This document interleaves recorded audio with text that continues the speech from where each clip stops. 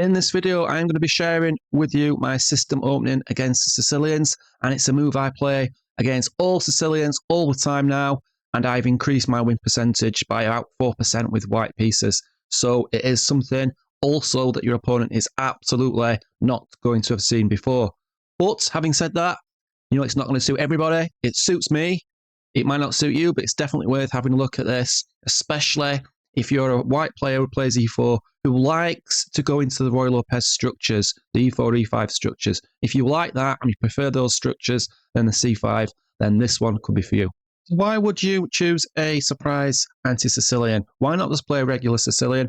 Well, for me, there were two reasons for that. The first reason is that the amount of theory in the Sicilian is huge, and the amount of time in which to spend studying theory is very, very small. So it's a time factor for me. That's the first reason. The second reason is I don't like playing into structures that my opponent likes playing. Right? It makes absolute no sense for me for it to go down lines that my opponent likes playing in.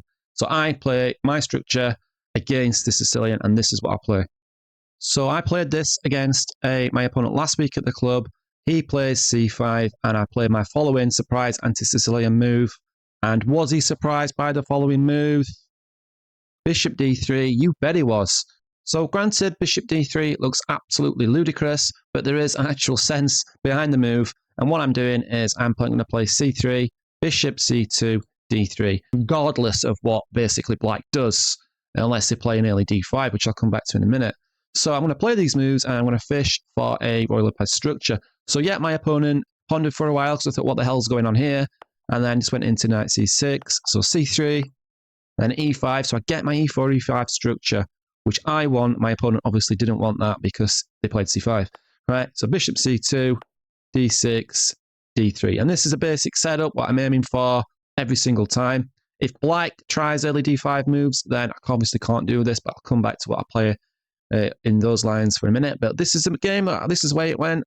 So knight f6, and f3, castles, and we have a Roy Lopez, which is fantastic. I love to see the bishop on g4 because I just play around with it. And what I get is a nice little kingside attack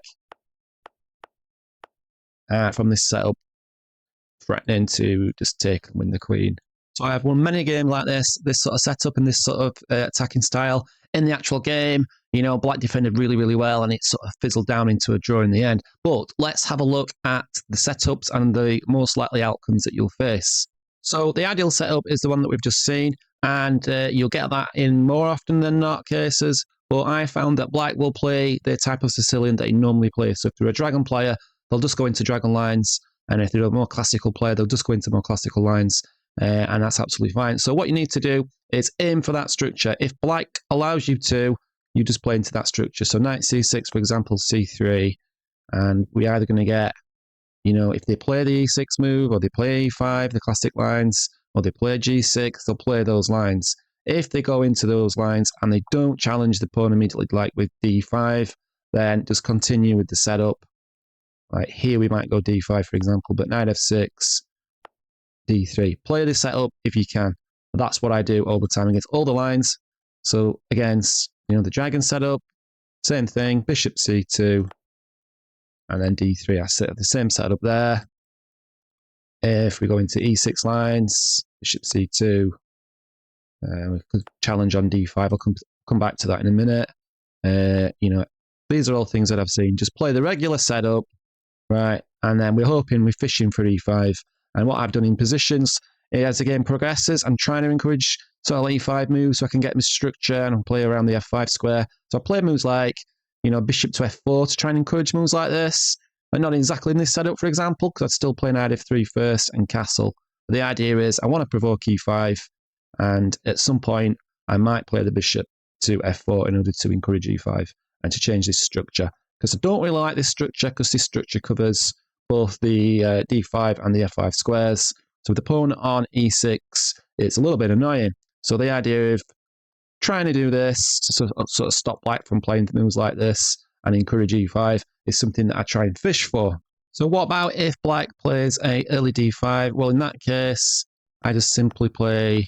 This is probably black's best try against this opening. It's probably the best move, early d5 moves. I play queen e2, and if there's an exchange, there's an exchange. not the end of the world. I'll just took the bishop back on c2 and then continue developing. And you can actually play d4 in this position and free the position up a little bit, because after takes you can play rook d1 and reclaim the pawn that way. How does this opening fare against the dragon? Well, pretty good really, because after we go into the g6 lines, then these pawns, are pretty good barrier against the bishop, so they blunts the bishop pretty well.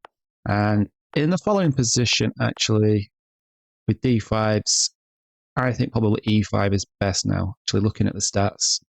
And then you might have to go into a type of French structure, d4 takes, and I think this is absolutely fine for white, and black's not getting the game they like. This bishop is blunted very much by the two central pawns. Maybe it's going to have to come back to h6, something like that, after you play h3. So against the dragon setup, I think this opening works really well, especially if we play into this structure.